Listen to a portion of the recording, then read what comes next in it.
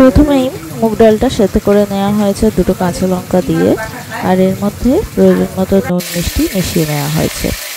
এবার কড়াই তেলের মধ্যে মাংসের টুকরোগুলো দিয়ে ভেজে নেওয়া হচ্ছে। মাংসের টুকরোগুলো হালকা একটু ভাজা হওয়ার পর এর মধ্যে পরিমাণ মতো পেঁয়াজ কুচি, আদা কুচি আর রসুন কুচি দিয়ে দেওয়া হলো।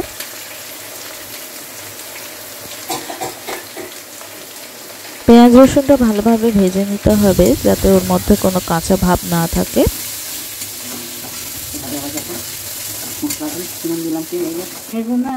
যেহেতু নুন দেওয়া আছে তাই এর মধ্যে সামান্য একটু নুন দেওয়া হলো।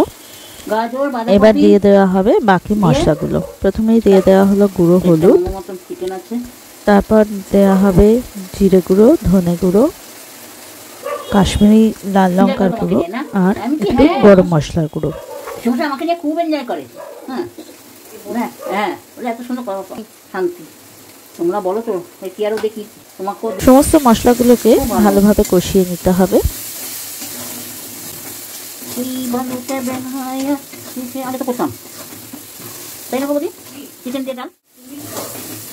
মশলা ভালোভাবে কষানো যখন হয়ে যাবে তখন সেদ্ধ করে রাখা ডালটা ওর মধ্যে দিয়ে দিতে হবে।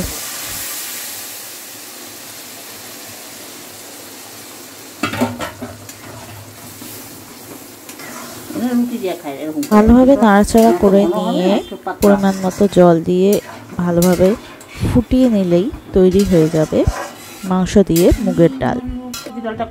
শেষ পর্যন্ত ভিডিওটা দেখার জন্য অনেক অনেক ধন্যবাদ। ভিডিওটা ভালো লেগে থাকলে লাইক, শেয়ার, কমেন্ট করে দিও।